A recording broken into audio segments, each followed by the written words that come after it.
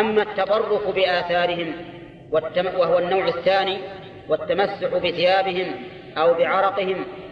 أو التبرك بتقبيلهم، فإن هذا حرام ولا يجوز،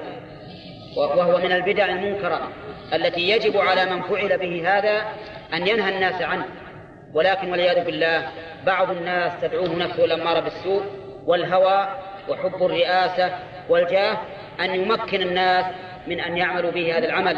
من التمسح به وتقبيل يديه والانحناء له وما أشبه ذلك. والذي يفعل هذا في الحقيقة هو مشارك أو يريد أن يشارك الله فيما يجب لله تعالى من التعظيم والإجلال، فعليه أن يتقي الله تعالى في نفسه، وأن يحذر من يفعل به هذا،